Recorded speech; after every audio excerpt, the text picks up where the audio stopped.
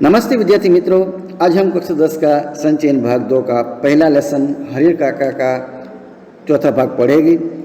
इससे पहले हमने 3 भाग पढ़ लिया है।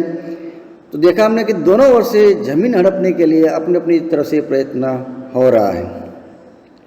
तो देखा घटना कि ठाकुर बाड़ी के महंतों ने जो अपहरण करके हरिहर काका के साथ जो बुरा व्यवहार किया, उससे ठाकुर बाड़ी के प्रति नफरत पैदा हो गई और घर आने के बाद जो उसकी सेवा हुई, देखभाल हुई, इससे हरिहर काका के अंदर उसके भाई के प्रति आदर मान सम्मान जाग तो गया, लेकिन वास्तविक कुछ अलग थी।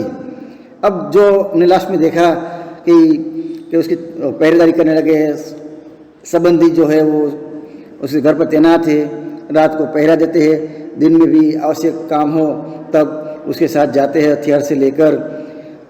अब उससे आगे पढ़ते हैं। अब हरिहर काका को विश्वास हो गया है, भाई के प्रति थोड़ी श्रद्धा जाग गई है, मन में हुआ है, लेकिन सामने वातावरण भी गलत है।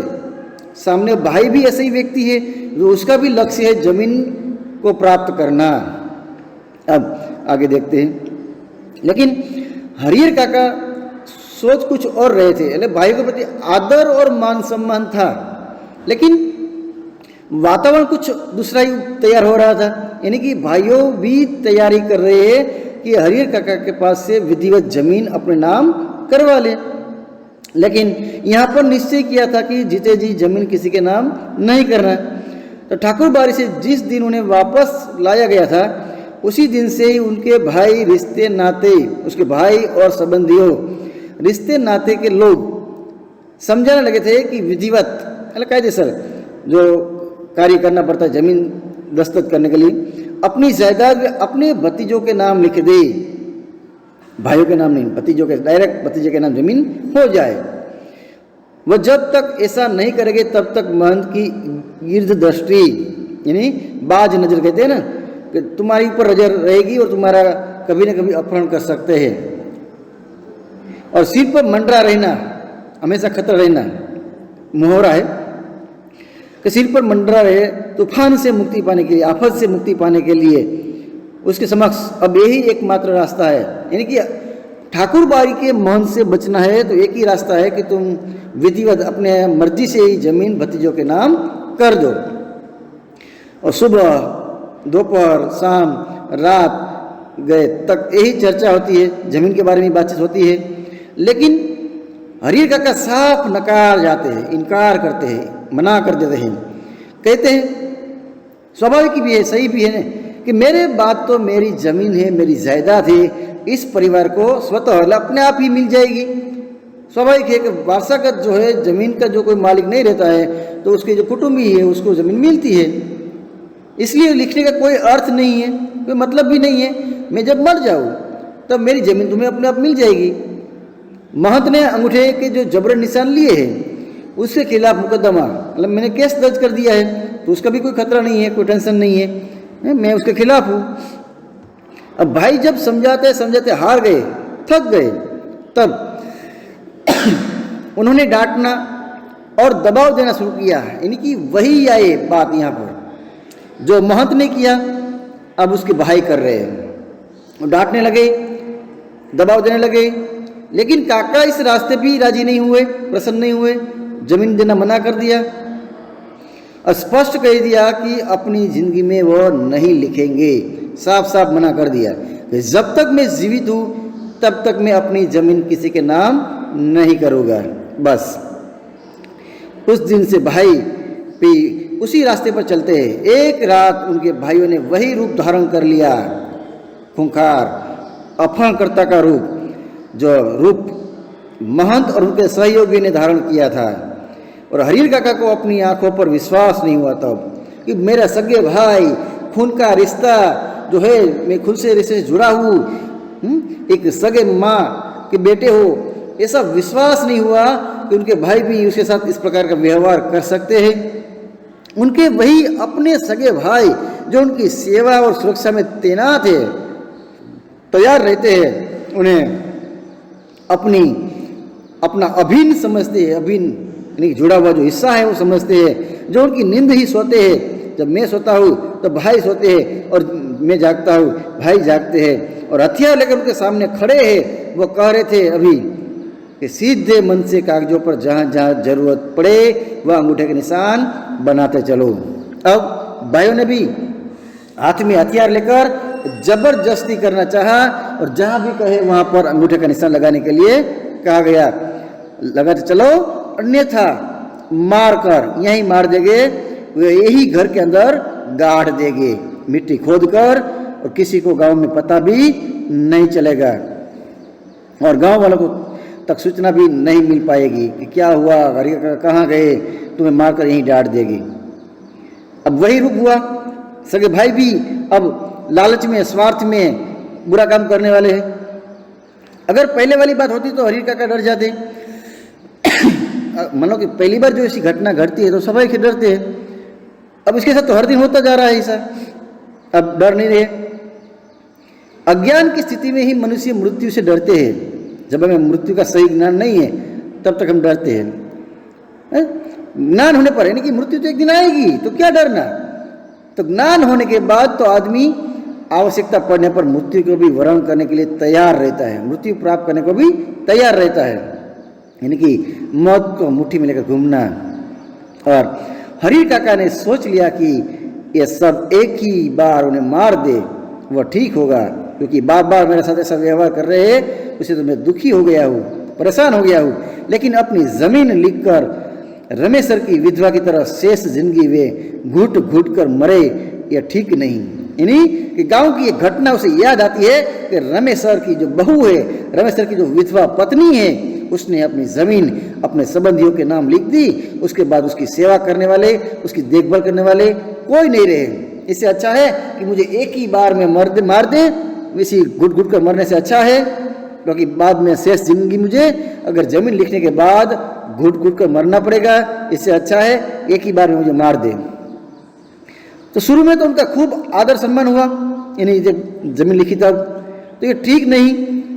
मतलब अब जो घटना बता रहे हैं, रमेश सर की विधवा को बहला फुसला कर बहलाया, समझाया, और उसके हिस्से की जो जमीन रमेश सर के भाइयों ने लिखवा ली, अपने नाम करवा ली।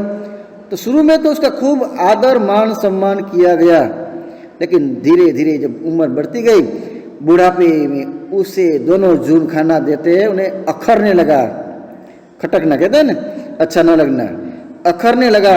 यानी कि अब रमेश सर की जो विधवा बहू है, पत्नी है, वो वृद्ध हो गई है। अब दोनों समय उसे अपने परिवार वाले खाना देते नहीं है। अंत में तो उसकी वह दुर्गति, बुरा हाल हुआ कि गांव के लोग देखकर सिहर जाते, कांप जाते हैं। बेचारी की हालत देखो, लोग देख नहीं सकते हैं, ऐसी हालत हो गई। अब हरीर काका को लगता है कि अगर रमेश सर की विधवा ने अपनी जमीन नहीं लिखी होती तो अंत तक लोग उनके पांव पखारते, पांव पखारना है मुहावरा, उसकी सेवा करते, उसका ध्यान रखते। अब हरीर काका गुस्से में खड़े हो गए और गरजते हुए कहा, चिल्लाए, मैं अकेला हूं और तुम सब इतने हो, ठीक है मुझे मार दो, मैं मर जाऊंगा, लेकिन जीते जी एक घूर, एक थोड़ा सा हिस्सा भी, मिट्टी भी, एक जमीन तुम्हें नहीं दूंगा। कहते एक फुट भी नहीं, एक इंच भी नहीं दूंगा, तुम्हारा नाम नहीं लिख दूंगा। तुम सब ठाकुर बाड़ी के महंत पुजारी से तनिक थोड़ा सा भी कम नहीं हो। ठाकुर बाड़ी के महंत संत और सभी भाइयों सभी एक समान हो, अत्याचारी हो, पापी हो, मार दो मुझे मारना चाहते हो ना, मार दो, लेकिन मैं जब तक जीवित हूं तब तक जमीन नहीं दूंगा। अब देखते हैं कैसे नहीं लिखोगे, प्रश्न करते हैं, हम भी देखते हैं कैसे नहीं लिखोगे। लिखना तो तुम्हें ही, मतलब तुम्हें ही लिखना है, चाहे हंस के लिखो या रो के, तुम्हारी मर्जी। हम तुम्हें जबरदस्ती लिखवा लेंगे, लिखना तो पड़ेगा ही, तो इससे अच्छा है कि हंस कर लिख दो, अपनी मर्जी से लिख दो। अब हरीर काका के साथ उनके भाइयों की हाथापाई शुरू हो गई। हरीर काका भी छोड़ने का चाहते हैं, भागना चाहते हैं, हाथापाई शुरू हो गई।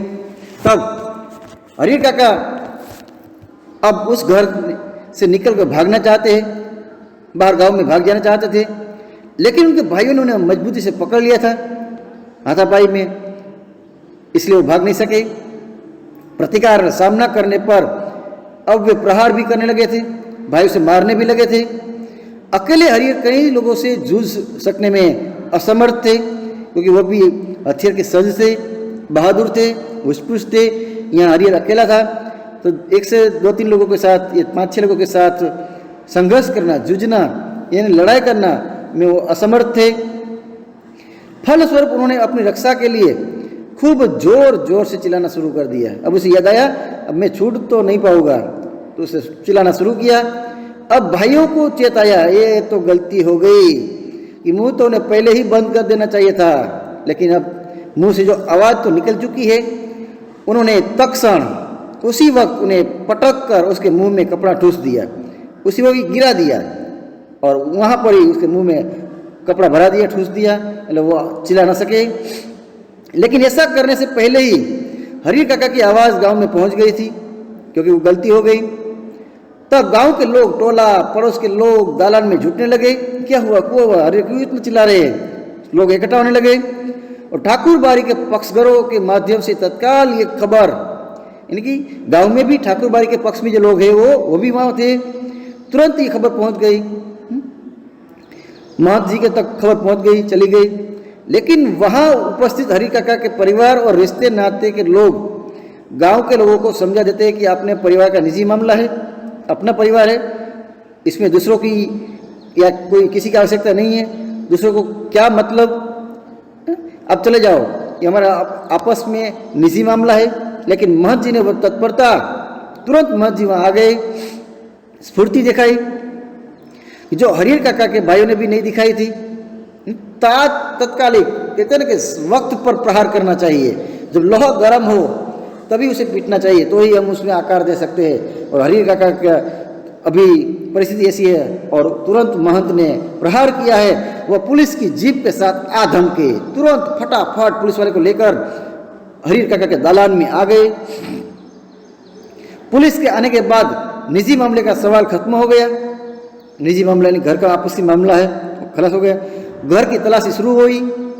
फिर हरिहर काका को उससे भी बदतर हालत में बरामद किया, प्राप्त किया, यानी कि जहाँ पर ठाकुर बाड़ी में जब हरिहर काका को बंदी बनाकर कैद कर लिया था, उससे भी बदतर हालत में जैसे ठाकुर बाड़ी के उन्हें बरामद किया था, उसी से खराब हालत में उसे प्राप्त हुआ, यानी हरिहर काका मिले। अब बंधन मुक्त होने और पुलिस की सुरक्षा पाने के बाद उन्होंने बताया कि उनके भाइयों ने भी उनके साथ बहुत जुल्म अत्याचार किया है, मुझे बहुत ही परेशान किया है, मेरे साथ अत्याचार किया है कि जबरन अनेक कागजों पर उनके अंगूठे के निशान लिए हैं, जबरदस्ती जबरन अनेक कागज पर उसने मेरे अंगूठे के निशान ले लिए हैं, कि उन्हें खूब मारा पीटा है, उसे मारा है, पीटा है और उनकी कोई भी दुर्गति बाकी नहीं छोड़ी है। बुरी हालत करना मेरी जहाँ तक मेरी दुर्गति हो सके वहाँ तक उसने किया है कि अगर और थोड़ी देर तक पुलिस नहीं आती तो वो उन्हें जान से मार देते। अब जो पुलिस वाले को आने के लेट होते, देरी होती तो मैं जीवित नहीं होता। अब हरिहर काका के पीठ, माथे और पांव पर कई जगह जख्मों के निशान उभर आए थे। मारपीट का जो हुआ उससे जख्म, जो घाव हुए, रुझान आ गई थी, जख्मों के चिन्ह दिखाई दे रहे थे। वो बहुत घबराए हुए थे, डरे हुए थे, ऐसे लग रहा था वो कांप रहे थे, डर रहे थे, धुजारी शरीर पर कंपन भी हो रही थी और अचानक गिरकर बेहोश हो गए, वहाँ गिर गए और बेहोश बेभान हो गए। मुंह पर पानी छिटक कर उन्हें होश में लाया गया। भाई और भतीजे तो पुलिस आते ही चंपत हो गए थे, चंपत होना मुँह हो रहा है, भाग जाना, वहाँ से भाग गए। पुलिस की पकड़ में रिश्ते के 2 व्यक्ति आए, मतलब रिश्तेदार के जो संबंधी थे वहाँ तैनात थे, वो 2 व्यक्ति आए और रिश्ते के शेष लोग भी फरार, मतलब भाग गए, वो भी फरार हो गए। मतलब जो 6-7 लोग रिश्तेदार भी थे वो भी भाग गए, 2 व्यक्ति हाथ में आ गए। अब हरिहर काका के साथ घटी घटनाओं में ये सब अब तक की सबसे अंतिम घटना है और इसी घटना के बाद काका अपने परिवार से एकदम अलग रहने लगे, अकेले, क्योंकि कि दोनों ओर से उसका विश्वास उड़ गया है। और उनकी सुरक्षा के लिए अब राइफलधारी पुलिस के 4 जवान मिले हैं, यानी सुरक्षा के लिए। हालांकि इसके लिए उनके भाइयों और महंत की ओर से भी काफ़ी प्रयास किए गए हैं, यानी कि दोनों को डर है, अगर हरिहर काका अकेले रह गए तो महंत उसे जमीन लिखवा लेगा, या तो दूसरी ओर उसके भाइयों जमीन लिखवा ले गए। इसलिए उसकी दोनों ओर से प्रयास किया गया है कि उसकी सुरक्षा मिले। तब असल में भाइयों को चिंता थी कि हरिहर अकेले रहेंगे, तब ठाकुरबाड़ी के महंत अपने लोगों के साथ आकर पुनः उन्हें ले जाएंगे। और यही चिंता महंत जी को भी थी कि हरिहर को अकेला और असुरक्षित पास उनके भाई पुनः फिर से उन्हें घर दबोचेंगे। इसलिए जब हरिहर काका ने अपनी सुरक्षा के लिए पुलिस की मांग की, तब नेपथ्य पर्दे के पीछे से मतलब दोनों ने साथ दिया है, दोनों ने सहकार दिया है, दोनों ने अपनी जो कहते हैं ना कि लाग लगाई थी। मेरा करे उनके भाइयों और महंत जी ने पैर भी लगाई, हुक लगाया, यानी कि किसी का काम निकालने के लिए हम जो चिट्ठी लिखकर जाते हैं, कोई नेता हो तो ऐसे ही पैर भी लगाई और पैसे खर्च कर उन्हें पूरी सहायता पहुंचाई। दोनों ने पैसा खर्चा शुरू कर दिया है। यह उनकी सहायता का ही परिणाम है कि एक व्यक्ति की सुरक्षा के लिए गांव में पुलिस के 4 जवान तैनात नियुक्त कर दिया गया है। हरिहर काका की अब सुरक्षा के लिए 4 पुलिस वाले वहां पर तैनात किए गए हैं और इसके पीछे दोनों का हाथ है, ठाकुरबाड़ी के महंत का और चारों भाइयों का, तीनों भाइयों का। अब जहां तक मैं समझता हूं, फिलहाल हरिहर काका पुलिस की सुरक्षा में रहने लगे हैं, लेकिन वास्तविक सुरक्षा ठाकुरबाड़ी और अपने भाइयों की ओर से मिल रही है। दोनों का डर है। ठाकुरबाड़ी के साधु संत और काका के भाई इस बात के प्रति पूरी तरह सतर्क थे, सावधान थे कि उनमें से कोई या गांव का कोई अन्य हरिहर काका के साथ जोर जबरदस्ती न करने पाए, इसलिए वो सतर्क थे। साथ ही अपना सद्भाव और मधुर व्यवहार प्रकट कर पुनः उनका साथ उसके साथ बैठकर ध्यान से अपनी ओर खींच लेने के लिए दोनों दल प्रयत्नशील थे। यानी फिर से उसमें विश्वास जगाना है, फिर से उसके साथ अच्छी बातें करना है और फिर से अपने पक्ष में लेने की बात कर रहे हैं। अब तीसरी इसमें घटना आती है। गांव में एक नेताजी थे, वह जमीन मांगना है स्कूल के लिए। वह न तो कोई नौकरी करते हैं और न खेती गृहस्थी, फिर भी बाहरों महीने मौज उड़ाते हैं। नेता की आवक ऊपरी आई है, आजकल भी नेता हम देखते हैं। तो राजनीति की जादुई छड़ी उसके पास है। इससे क्या है, वो नौकरी भी नहीं करते हैं, खेती भी नहीं करते हैं, फिर भी आराम से रहते हैं।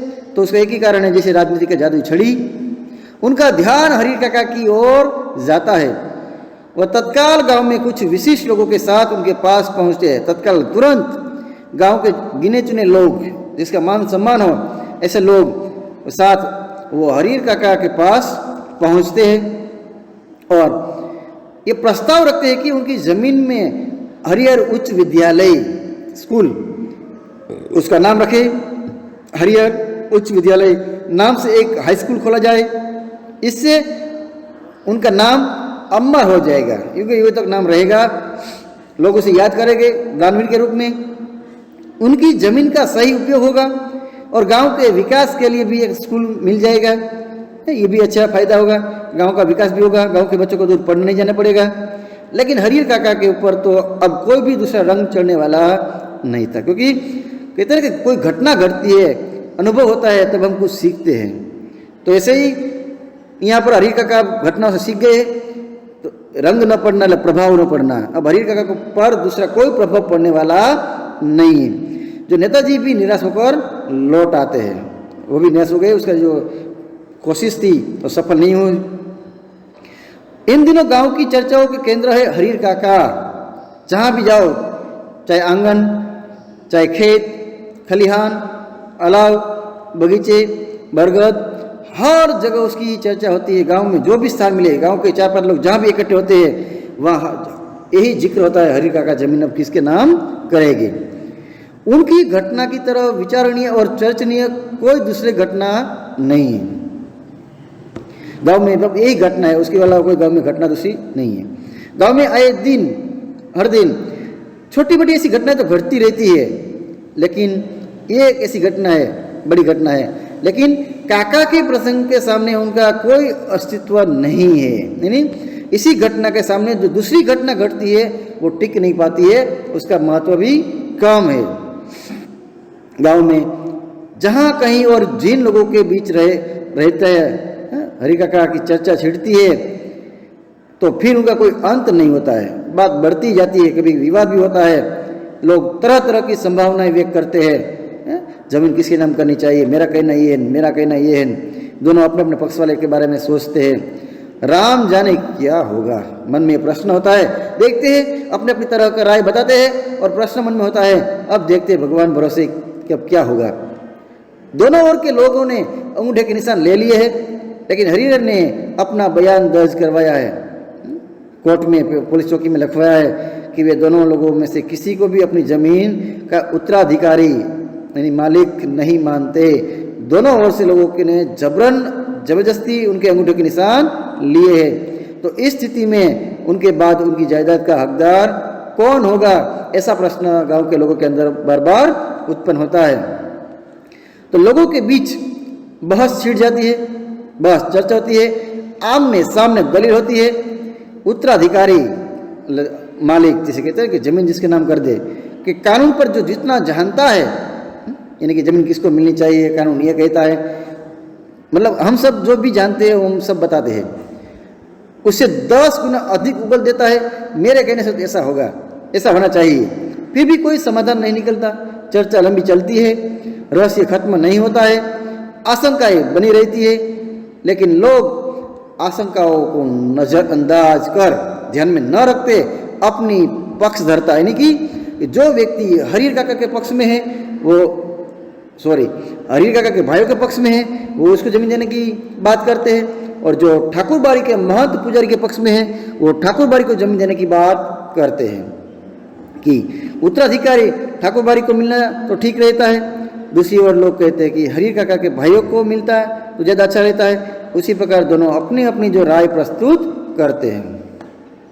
तो ठाकुर बाड़ी के साधु संत और काका के भाइयों ने कब क्या कहा, ये खबर बिजली की तरह एक ही बार में समूचे गांव में फैल जाती है। संपूर्ण गांव में कैसी घटना हुई, क्या कहा, क्या हुआ, क्या किसने मारा, किसने अपहरण किया, सारी बात फैल जाती है। खबर झूठी है कि सच्ची है इसके ऊपर कोई ध्यान नहीं देते हैं, पर इस पर कोई ध्यान नहीं देना और बात को फैलाना एक ही मात्र जैसे लक्ष्य हो। जिसे खबर हाथ लगती है वो नमक मिर्च मसाला मिला लेते हैं, बात को लंबी चौड़ी बनाकर उसे चटकाकार आगे बढ़ा देते हैं, यानी छोटी सी बात को बड़ा चढ़ाकर संपूर्ण गांव में फैल जाती है। एक खबर आती है, गांव के लोग क्या क्या बातें करते हैं कि महंत जी और हरिहर काका के भाई इसी बात के लिए अफसोस कर रहे हैं कि अंगूठे के निशान लेने के बाद उन्होंने हरिहर को खत्म क्यों नहीं कर दिया, बात ही आगे नहीं बढ़ती है। मतलब दोनों पक्ष से सोच रहे हैं कि हमारी गलती हो गई है कि हरिहर काका को मार दिया होता तो अच्छा होता। पहले ये घटना गांव में बात फैल रही है। हकीकत में ऐसा कभी ठाकुर बाड़ी के महंत और तीनों भाइयों ने कभी सोचा भी ना हो सकता है। एक दूसरी खबर भी आती है कि हरिहर मरेंगे तो उन्हें अग्नि प्रदान करने के लिए ठाकुर बाड़ी के साधु संतों और काका के भाइयों के बीच काफी लड़ाई होगी। देखो अभी जीवित है, तो मरने के बाद के बारे में परिस्थिति को सोचने लगे हैं। दोनों ओर से अग्नि प्रदान करने का निश्चय हो चुका है कि हम अग्नि प्रदान करेंगे, और इस संदर्भ में कि लाश हस्तगत करने के लिए खून की नदी बहेगी। मतलब दोनों ओर से लड़ाई होगी। एक लाश को प्राप्त करने के लिए दोनों लड़ाई करने के लिए बेताब हो गए हैं, एक दूसरे को मारने के लिए, खून की नदियां बहाने के लिए वो प्रयत्नशील हो गए।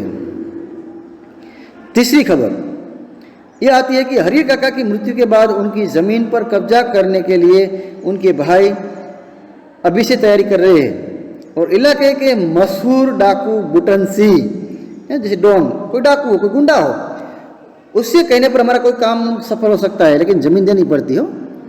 क्योंकि कभी अभी समाज में ऐसा होता है कि किसी के पास से रुपया जब नहीं निकलता है, कोई गुंडे का सहारा लेकर जमीन रुपये निकाल लेते हैं, पर गुंडा भी आधा रुपया ले जाता है। तो बुटन सिंह डाकू है से उन लोगों की बातचीत पक्की कर ली है, और हरिहर के 15 बीघे खेत में से 5 बीघे बुटन सिंह को देना है। यानी कि ये सौदा निपटाने के लिए 5 बीघा ले जाएगा मफत में, और दखल करा देगा, तो 10 बीघे जमीन तुम्हारे नाम कर देगा। इससे पहले भी इस तरह के 2-3 मामले बुटन ने निपटाए थे, मतलब सोल्व करवाए थे जमीन लेने के बाद। तो पूरे इलाके में इसके नाम की तुति धाक बोलती है, बहुत ही अत्याचारी है, क्रूर है। चौथी खबर ये आती है कि महंत जी ने निर्णय ले लिया है कि हरिहर की मृत्यु के बाद देश के कोने कोने में साधु और नागाओं को वो बुलाएंगे, ये जमीन प्राप्त करने के लिए साधुओं को यहाँ इकट्ठे करेंगे। तो अभी तक तो कुछ निश्चय हुआ नहीं है, तो रहस्य से भरा हुआ, रहस्यात्मक और भयावनी यानी कि भय से भरी, जैसे डाकू को बुलाना है, मारना है, खून की नदियां बहाना है, खबरों से गांव का आकाश आच्छादित ढका हुआ है, यानी गांव में इस प्रकार की बातें, अलग अलग प्रकार की बातें चल रही है। दिन प्रतिदिन आतंक का माहौल गहरता जाता रहे, आतंक डरावना माहौल बन गया है। सबके मन में एक ही बात है कि हरिहर कोई अमृत पीकर तो नहीं आया है, एक न एक दिन उसे तो मरना ही है। फिर एक भयंकर तूफान की चपेट में ये गांव आ जाएगा, क्योंकि गांव में झगड़ा हो जाएगा, क्योंकि जिस गांव में दो पक्ष हो गया है वो गांव शांति से नहीं रह सकता है। आमने सामने दोनों पक्ष लड़ेंगे तो बहुत ही तूफान आएगा, तूफान में से गांव की जो एकता है टूट जाएगी, गांव में बहुत सारी खून की नदियां बहेगी। उस वक्त क्या होगा कुछ नहीं कहा जा सकता है। ये कोई छोटी लड़ाई नहीं होगी, एक बड़ी लड़ाई है, जाने अनजाने पूरा गांव एक ही चपेट में आएगा, क्योंकि दोनों को ओर से अलग अलग पक्ष बढ़ जाएगा और उसी लड़ाई में पूरा गांव फंस जाएगा। इसलिए लोगों के अंदर भय भी है और प्रतीक्षा भी है, राह भी देखते आगे क्या होता है। एक ऐसी प्रतीक्षा जिसे झुठलाकर भी उसके आगमन को टाला नहीं जा सकता है, क्योंकि वो आएगी, झूठ से भी उसे हम टाल नहीं सकते। और हरिहर काका वह तो बिल्कुल मौन हो गए हैं, जैसे पहले ही देखा हमने, अपनी जिंदगी के शेष दिन काट रहे। एक नौकर रख लिया है काम करने के लिए, वही उन्हें खाना बना कर खिलाता है। उनके हिस्से की जमीन में जितनी भी फसल होती है उसे अगर वो चाहते तो मौज की जिंदगी बिता सकते हैं, आराम से वो जी सकता है। लेकिन वह तो गूंगेपन का शिकार हो गए हैं, क्योंकि जिस पर भरोसा था उन्होंने धोखा किया है। दोनों ओर कोई बात कहो, कुछ पूछो, कोई जवाब नहीं, खुली आंखों से बराबर आकाश को निहारता रहता है, ताकता रहता है, देखते हैं। और सारे गांव के लोग उनके बारे में बहुत कुछ कहते सुनते हैं, लेकिन उनके पास अब कहने के लिए कोई बात नहीं है। क्या कहे, कोई कहे बोले। अब पुलिस के जवान हरिहर काका के खर्चे पर ही खूब मौज मस्ती से रहते हैं, पुलिस को भी अच्छा लग रहा है। साथ में वो जो ठाकुर बारी और तीनों भाई के ओर से भी पैसा खर्च होता है, तो पुलिस वाले के खर्चे से पुलिस वाले मौज करते हैं। जिसका धन वो रहे उपास, कहते ना कि लोभी धन दुतारा खाए, जिसका धन वो करे उपास। पैसे वाला भी भूखा रहता है, उपवास करते हैं, और खाने वाले करे विलास, ऐसो आराम। जो इसके पास पैसा ना हो, उसका कुछ लेना देना ना हो, फिर भी वो विलास यानी ऐसो आराम करे, मौज से जीता है, वो कहेवत को यह सार्थक करते हैं। अब तक जो नहीं खाया था वो दोनों जन उसका भोग लगा रहे हैं। यानी पुलिस वाले ने भी अपने जीवन में, जिंदगी में कुछ नहीं खाया था, अब यहाँ पर हरिहर काका के साथ रहकर वो दोनों जन अच्छा अच्छा खाना खा रहे। तो इसी प्रकार हमारे समाज में भी इस प्रकार की समस्याएं बढ़ती जा रही है। बुजुर्ग का जो स्थान अब धीरे धीरे हमारे परिवार से निकलते जा रहे हैं, या तो उसके साथ बुरा व्यवहार होता है, या तो वृद्धाश्रम में भेज देते हैं। ऐसा हमें नहीं करना चाहिए। वृद्ध होते हैं तब उसे हमारा सहारे की आवश्यकता होती है, तो हमें भी अपने माता पिता को अंतिम समय में सहारा देना चाहिए। और समाज में भी ऐसे कोई व्यक्ति हो तो उसका भी साथ सहकार देकर उसके भी सही परिस्थिति से हम वाकिफ करें, उसका भी जितना भी हो सके उतना योगदान दे, और उसका अंतिम जीवन भी हम धन्य बनाए। ठीक है, तो उसी प्रकार के जो प्रश्न है, एक्सरसाइज के प्रश्न, टेक्स्ट बुक के सभी प्रश्न है, वो आपको फेयर बुक में लिखना है। तो यहाँ हम प्रश्न आंसर देख लेते हैं थोड़ा। सभी क्वेश्चन आपको भी यहाँ भी दिया गया है, सभी क्वेश्चन फेयर बुक में लिखना है। तो पहला प्रश्न है कि कथावाचक और हरिहर काका के बीच क्या संबंध है। जैसे बचपन की घटना में देखी, उसे जो कंधे पर बिठाते थे, तो कथावाचक और हरिहर काका के बीच दोस्ती का संबंध है, मित्रता है। और हरिहर काका अपने मन की सारी बातें कथावाचक को बता देते हैं। और इसी संबंध के दो प्रमुख कारण हैं। पहला कारण जैसे देखा हमने कि काका का घर कथावाचक के पड़ोस में है, और दूसरा कारण है कि जब बड़ा जो छोटा था तब होने के कारण सुख दुख में जो भी बात होती है वो उसको साथ देते थे। दूसरा कारण है कि हरिहर काका कथावाचक को बचपन से बहुत प्यार करते थे, बहुत दुलार करते थे, और उसे कंधे पर घुमाया फिरा करते थे। जैसे एक पापा बच्चे को प्यार देते थे, इससे भी ज़्यादा हरिहर काका ने दिया था। और ये प्यार दोस्ती में बदल गया। दूसरा क्वेश्चन है कि हरि काका को महंत और अपने भाई एक ही श्रेणी में क्यों लगने लगे, जैसे वो अपहरण की घटना है। तो हरि काका और महंत अपने भाई एक ही श्रेणी के इसलिए लगते हैं क्योंकि दोनों ही उनको नहीं महंत, दोनों ही जमीन की प्यार करते हैं। महंत ठाकुर बाड़ी के लिए काका की जमीन हथियाना चाहते थे और हरि काका के भाई भी उनकी जायदाद के लिए उनका आदर सम्मान करते हैं। लोग दोनों एक समान के हैं। ठाकुर बाड़ी के प्रति गांव वालों के मन में अपार श्रद्धा के जो भाव है उससे उनकी किस मनोवृत्ति का पता चलता है गांव के लोगों के मन में, बराबर। तो अपने विचार उसकी वृत्ति कैसी है। तो ठाकुर बाड़ी के प्रति गांव वालों के मन में जो अपार श्रद्धा है उसी श्रद्धा का कारण उसकी धर्म के प्रति प्रगाढ़ रुझान है, धर्म में आस्था। हर शुभ काम में वे ठाकुर जी का योगदान मानते हैं। जैसे पहले घटना में पड़ी, नौकरी मिलना है, शादी, यानी लड़के की शादी अच्छे घरानों में हो, मुकदमों में जीत होती है। कोई भी काम करने से पहले वे ठाकुर जी को मनोती मानते हैं। काम पूरा होने पर ठाकुर जी को दान देते हैं। ठाकुर बाड़ी के प्रति इसी उनकी अटूट श्रद्धा का कारण उनकी धार्मिक मनोवृत्ति है। अनपढ़ होते हुए भी हरि काका दुनिया की बेहतर समझ रखते हैं, यानी कहते हैं अनुभव। तो अनपढ़ होने हुए भी हरि काका दुनिया को ज्ञान से, अनुभव से बेहतर समझ रखते हैं। वे जानते हैं कि जब तक उनकी जमीन जायदाद उनके पास है तब तक सभी उनका आदर करते हैं। ठाकुर बाड़ी के महंत उनको इसलिए समझाते हैं क्योंकि वो जमीन चाहते हैं, जमीन उनके नाम लिखवा दे। उनके भाई भी उसका आदर सम्मान सत्कार इसलिए करते हैं, इसका कारण भी यही है कि ऐसे लोगों जो उसके जमीन उसके नाम कर दे, जिन्होंने अपने जीते जी हरि काका ने निश्चय किया है अपनी जमीन जीते जी किसी के नाम नहीं करना है। पांचवा क्वेश्चन है कि हरि काका को जबरन उठा ले जाने वाले कौन थे, जबरदस्ती उठाने वाले। तो हरि काका को जबरन उठा ले जाने वाले लोग ठाकुर बाड़ी के साधु संत थे। दूसरी घटना में उसके तीनों भाई संत और महंत के पक्षघर के लोग थे। उन्हें ठाकुर बाड़ी में ले गए। महंत और उनके साथियों ने हरि काका के साथ बहुत ही बुरा व्यवहार किया। उन्होंने जबरन जमीन के कागजों पर काका के अंगूठे के निशान भी ले लिए। वे लोग काका के हाथ पांव बांधकर उन्हें मुंह में कपड़ा भी ठूंस दिया था ताकि वो चिल्ला ना सके। 6.1 हरि काका के सामने मामले में गांव वालों की क्या क्या राय थी, गांव वालों में क्या क्या विचार चल रहा था, गांव वालों ने क्या क्या कहा। तो हरि काका के मामले में गांव वालों की अलग अलग राय थी कि किसको जमीन देनी चाहिए। मतलब दोनों पक्ष वाले अपने अपने पक्ष में बात कर रहे हैं। एक तरफ चतुर किस्म के लोग थे, सुबह शाम जो प्रसाद खाने वाले हैं, यानी कि ठाकुर बाड़ी के पक्षघर प्रसाद के बहाने ठाकुर बाड़ी में भोजन करते थे।